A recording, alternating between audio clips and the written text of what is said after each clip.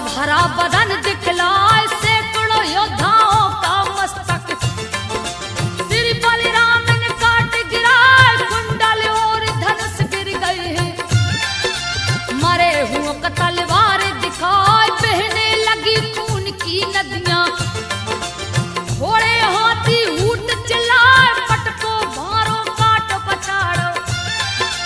यही शब्द है रहा सुनाए कृष्ण और बलराम की सेना।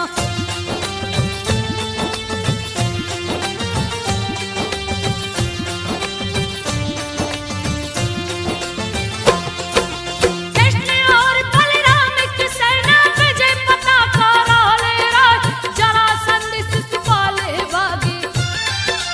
हरि की लीला वर्णि न जाए जा पहुंचे हैं ब्रज नगरी में। रुक्मणी को लिए अपना धूमधाम से किए शादी। देवता फूल रहे बरसाए हारिक भागा जरासंध भी। अपनी सेना लिया सजा 33 अरब लिया है सेना। सेना ही सेना दिखलाए घेर लिया है ब्रज नगरी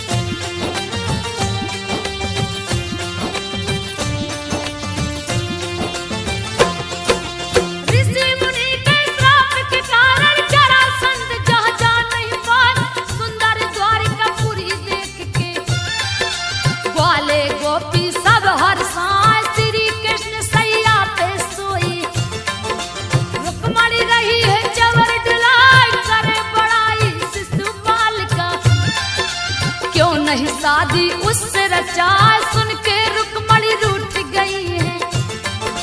गुस्सा भरा बदन दिखला गुस्से में आकर मूर्छित हो गई। धरती ऊपर गई पटका रुक्मणी को श्री कृष्ण उठाकर।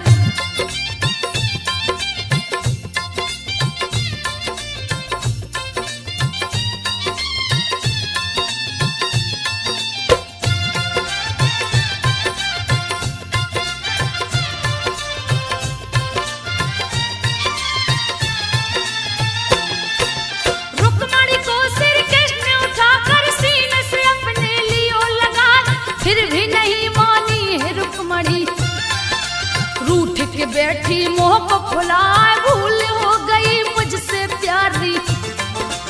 कैसे मानोगी दो बतला सोन चांदी से तुझे तोलूंगा। सुन के रुक्मणी गई हर साथ तराजू के पल्ले में बैठी। सोना चांदी कृष्ण मंगाए हीरा मोती लौट चढ़ाया।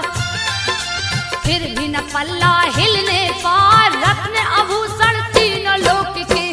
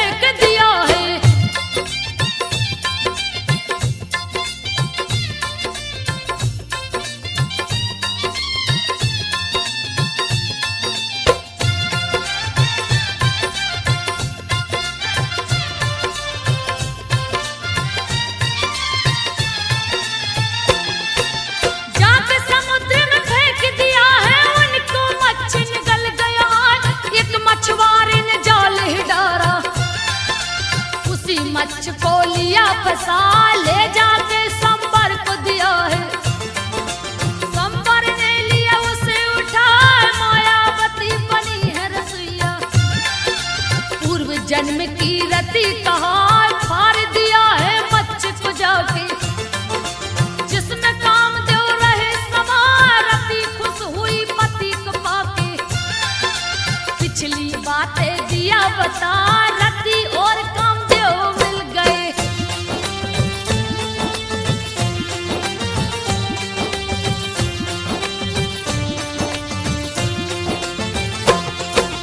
रति और कामदेव मिल गए, सारे देव गए हर साल। जामवंत की पुत्री जंगल में दिया मणि भुलवाए। कृष्ण ने राह में मणि को देखा, अपने हाथ में लिए उठाए। जामवंत लगे मणि को खोजने, कृष्ण के हाथ में गया दिखाए। कृष्ण से जामवंत भिड़ गए। क्यों लिया तूने मणि चुराए, बड़ा ही भीषण युद्ध हुआ है। जिसका वर्णन किया न जाए, जामवंत पहचाने प्रभु को।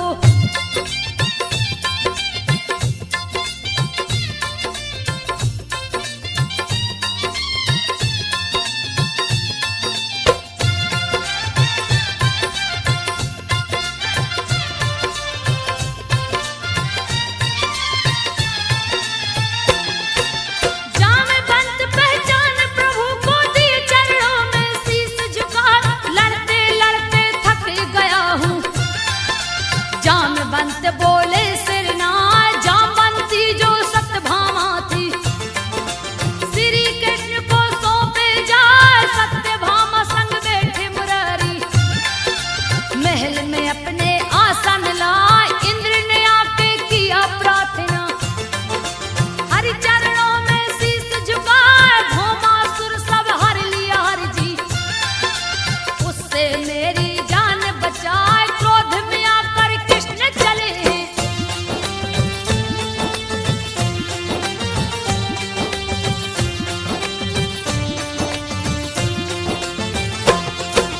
क्रोध में आकर कृष्ण चले हैं, भौमासुर से गए टकराए। भुजा जंघ गर्दन को काट के, दिए मौत की नींद सुलाए। 16,100 कन्या को कैद से उसके लिए छुड़ाए। चाहे रचाए सबसे कन्हैया, लीला अपनी रहे दिखाए। बहुत से पुत्र हुए हैं कृष्ण के, जिसका वर्णन किया न जाए। बलि राजा के 100 पुत्र थे, सबसे बड़ा बाणासुर कहा।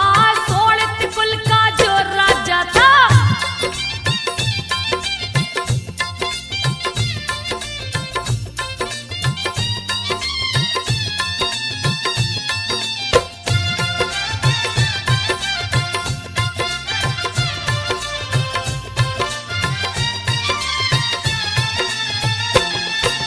सोलित कुल का जो राजा था। शिव जी को है प्रकट कराए, वर मांगो तुम हमसे बेटा। जो भी तेरे मन में आए, मेरे 1000 भुजाएं। जिसका भार सहा नहीं जाए, इसके भार को हरण कीजिए। अहंकार उस गया समाए, शिव के हाथ जोड़ के बोला। मेरा मनोरथ पूरा हो जाए, यो मस्त कह के शिव चल दिए। बाणासुर मन में हर्षाए, बाणासुर की कन्या उषा थी।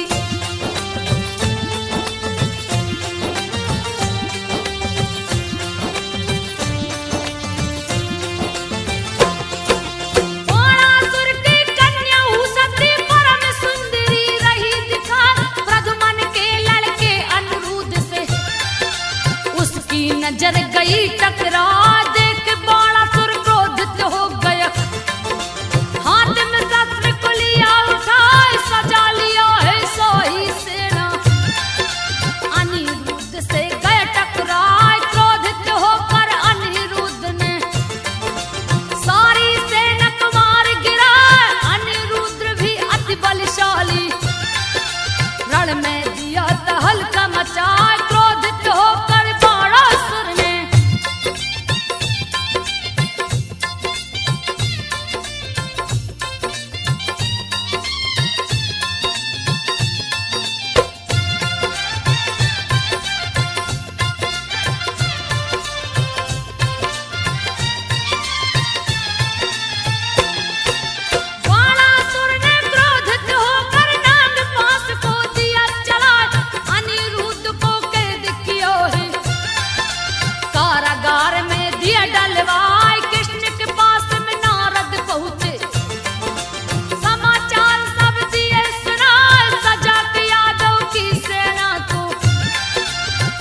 चले हैं क्रोध में आए, सोनितपुर पे किए चढ़ाई।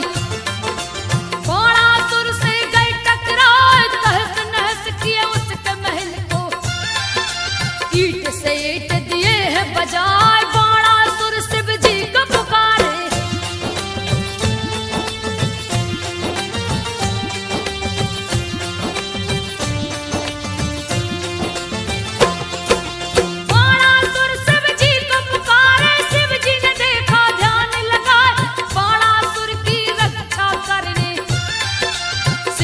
नंदी चढ़ के आए, भीषण संग्राम शुरू हो गया। कृष्ण और शिव जी गए टकराए, दसों दिशाएं लगा कांपने। सारे देवता गए घबराए, शिव ने कृष्ण पे क्रोधित होकर हाथ लिए त्रिशूल उठाए। कृष्ण भी शिव पे क्रोधित होकर अपने चक्र को रहे नचाए। चिंता में पड़ गए हैं ब्रह्मा।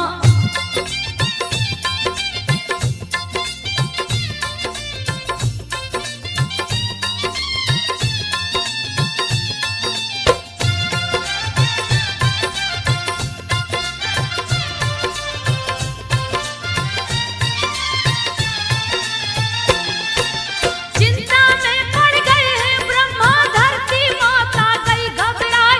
ब्रह्मा जी के पास में पहुंची, इंद्र भी वहीं पे गए हैं आज। तीनों लोक में मची तबाही, पल में मानो प्रलय हो जाए, सारी सृष्टि उलट जाएगी। चक्र पशुपत जो टकराए, सारे देवताओं को ले ब्रह्मा। समर भूमि के बीच में आए, शिव और कृष्ण के बीच में आकर ब्रह्मा जी भी रहे समझाए। आप दोनों गर नहीं माने तो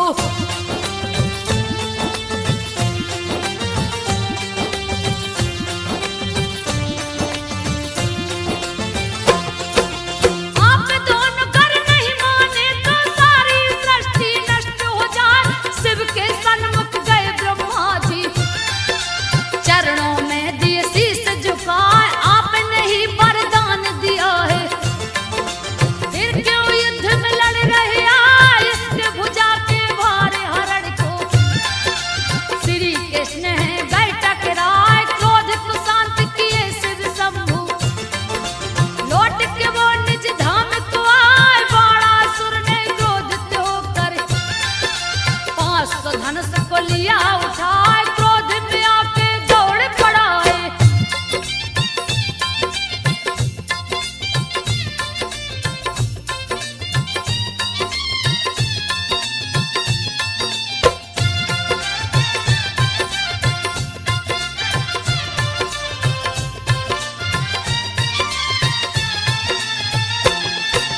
क्रोध में आकर दौड़ पड़ा है, हरि पे शस्त्र को दिया चलाए।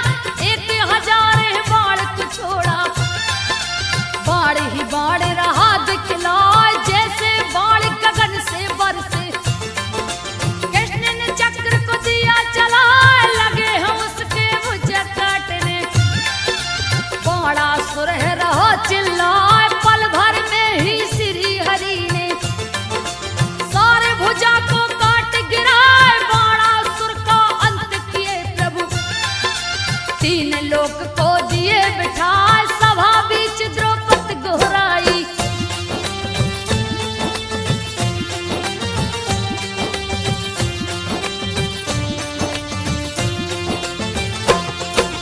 सभा बीच द्रौपदी गोहराई। श्री कृष्ण लो लाज बचाए, पापी दुशासन चीर को खींचे।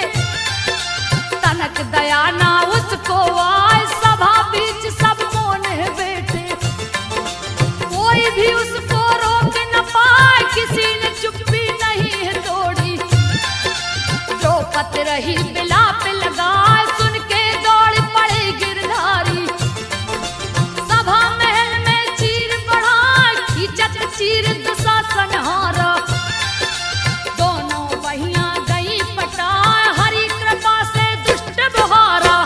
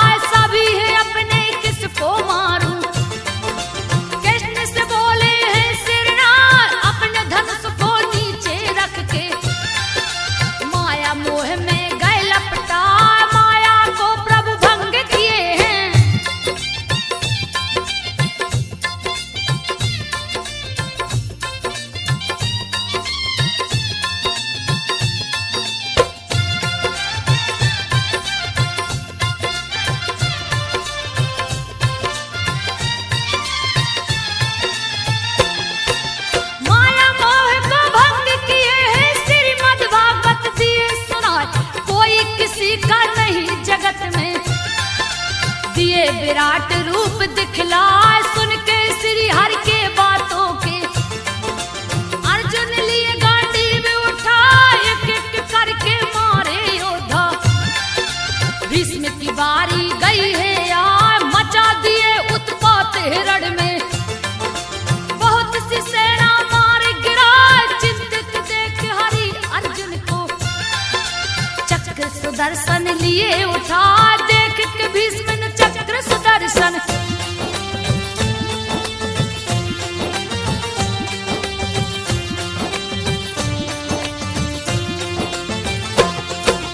देख के भीष्म ने चक्र सुदर्शन, दोनों हाथ को लिए उठाए, अर्जुन के हाथों मरवा कर दिए कौरव का नाश करा, युधिष्ठिर को राज तिलक दिए हैं, दिए हैं गद्दी पर बैठा, युधिष्ठिर के हाथों हरि यज्ञ दिए हैं शुरू करा, चारों तरफ निमंत्रण भेजा, सभी राजा को लिए बुलवाए, जरासंध नहीं है आया। देख के कृष्ण रहे मुस्कान, भीम और अर्जुन को लेकर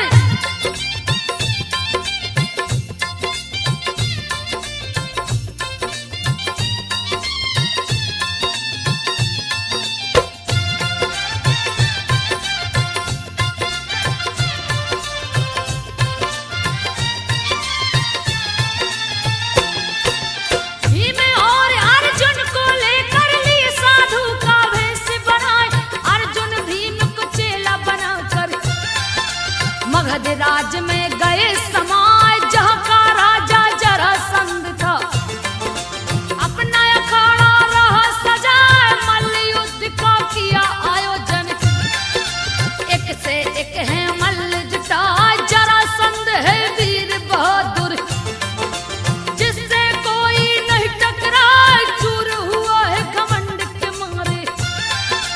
देख के श्री हरि है मुस्कान, जरासंध को है ललकारा,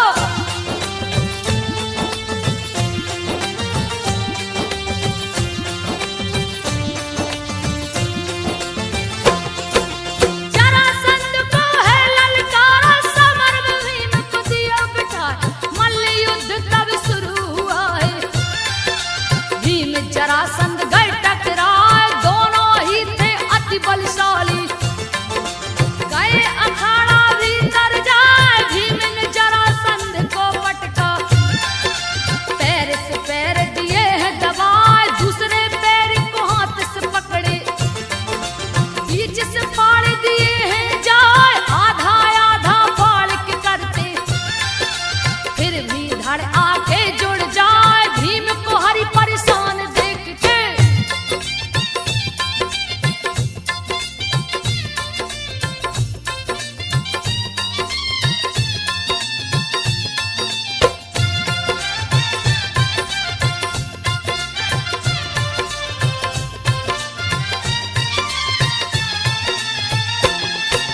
भीम को हरि परेशान देख के दिए इशारे से राज बताए, दोनों धड़ को उलट के फेंको, दिए इशारे से समझाए, श्री हरि की बातों को समझ के धड़ को फेंका उल्टा जाए, जरासंध की मौत हो गई, सारी जनता गई घबराए, श्री हरि ने कारागार में जाके सारे बंदी दिए छुड़ाए, मगध देश को अत्याचार से हरि ने दिया है मुक्त कराए, सबको ले हस्तिनापुर लौटे।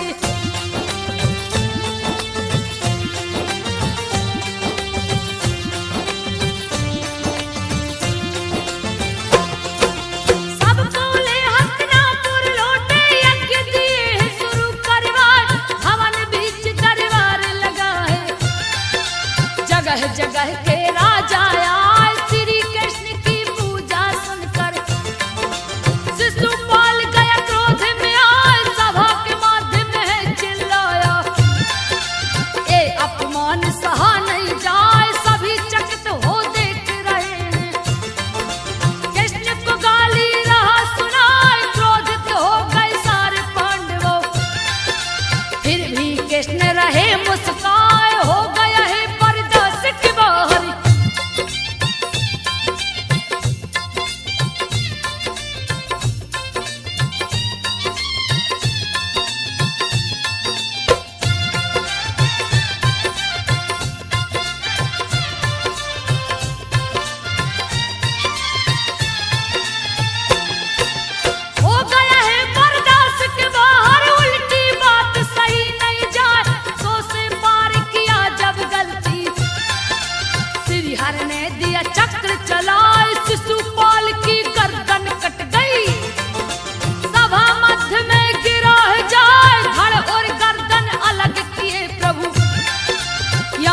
मंत्री को दिए पठाए, पांडव किए श्री हरि की पूजा, दिए चतुर्भुज रूप दिखाए, यज्ञ समापन करवा कर हरि गए द्वारकापुरी में आए, द्वारकापुरी में रुक्मणी के संगे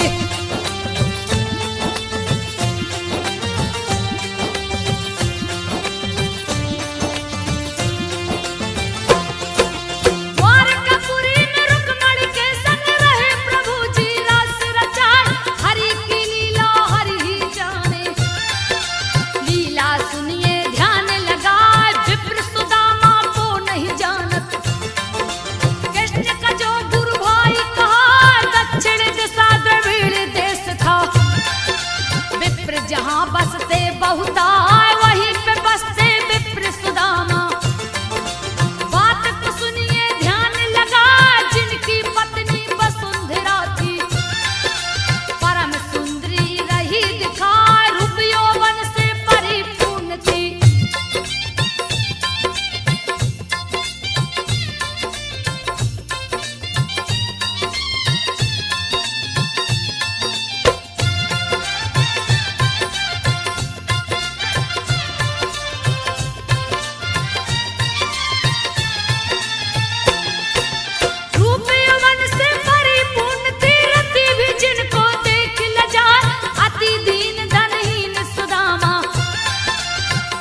गरीबी रह सताए, टूटी हुई मड़ैया जिसकी, बारिश बरसे तन भिंग जाए, महादरिद्री उनके घर में पांव पसार के गई समाए, भिक्षाटन कर पेट चलाते, फिर भी सुदामा नहीं घबराए, कभी खाते कभी नहीं भी खाते, सो जाते थे पेट दबाए, सिर पे पगड़ी न तन पे कपड़ा।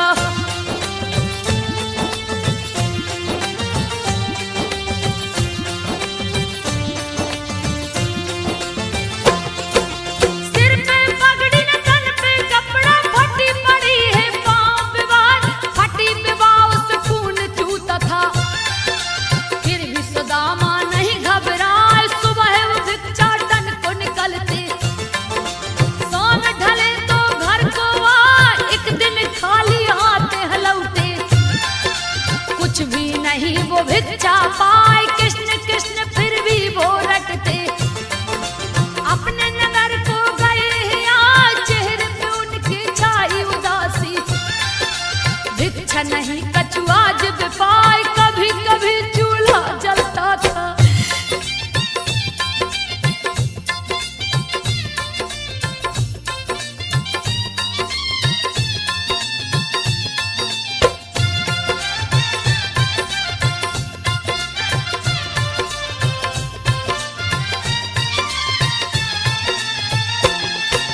कभी कभी चूल्हा जलता था, कभी कभी ठंडा पड़ जाए, फिर भी कोई चिंता नहीं था, कृष्ण कृष्ण का रटे लगाए, कृष्ण हमारे परम मित्र हैं, पत्नी से कहते रोज सुनाए, पतिव्रता पत्नी थी उनकी, दुख सुख में है साथ निभाए, एक दिन खाने को कुछ नहीं था, दरिद्रता से गई घबराए, अपने पति से जाकर बोली, डरती हुई अति भय खाए, मेरा कहना मान लो स्वामी।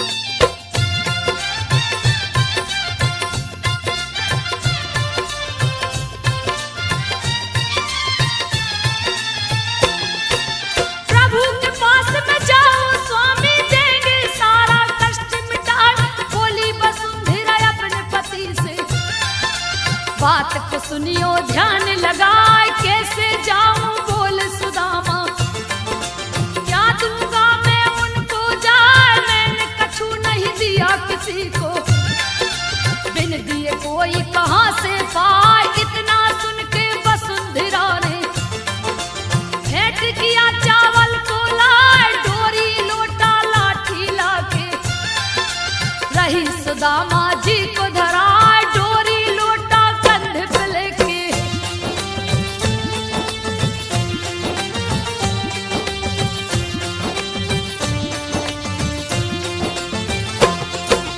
डोरी लोटा कंधा पे लेके चल दिए पोटली को खिदवार, रास्ते में वो विघ्न विनाशक श्री गणेश को रहे मनाए, चल दिए हैं द्वारकापुरी को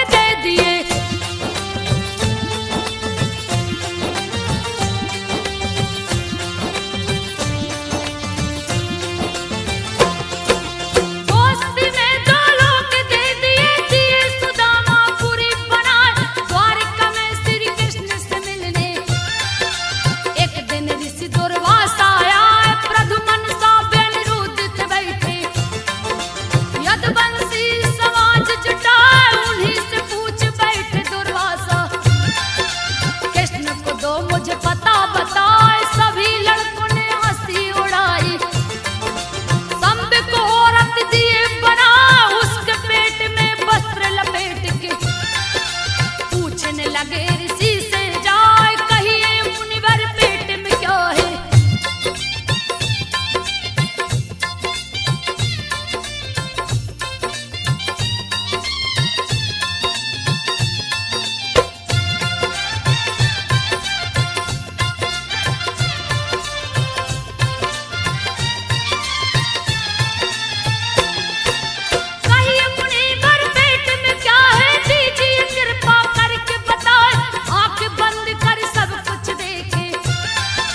देख गए अति क्रोध में आए, क्रोध में आके सौंप दिए हैं। अरे दुष्ट सुन ध्यान लगा, इसके पेट से जो निकलेगा नाश का कारण वो बन जाए। क्यों हो मेरी हंसी उड़ाते, यदि कुल का संहार हो जाए। सारे लोग भयभीत हो गए, रहे त्राही त्राही चिल्लाए। लोहे का मूसल पेट से निकला,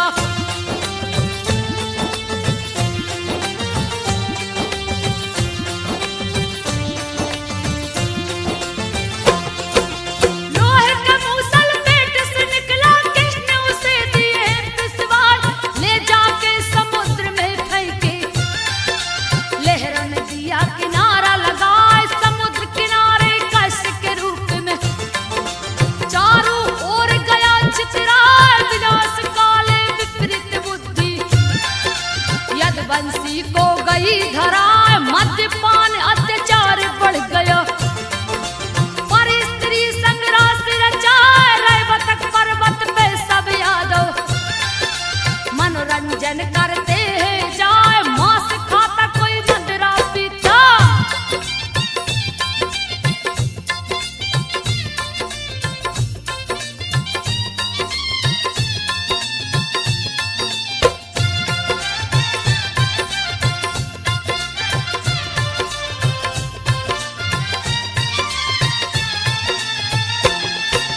मांस खाता कोई मदिरा पीता। सबकी मती गया है मराए, गाली गलौज तू मैं करके उसी कष्ट को लिया उठाए। कष्ट में लोहे की शक्तियां आ गई, श्राप ने दिया असर है दिखाए। छप्पन करोड़ सारे यदुवंशी आपस में ही गए टकराए। सभी आपस में लड़कर मर गए, लीला अपनी प्रभु दिखाए। पापी और पापी को हरने धरती पर से दिया मिटाए। धर्म का ध्वजा लगा है लहरने,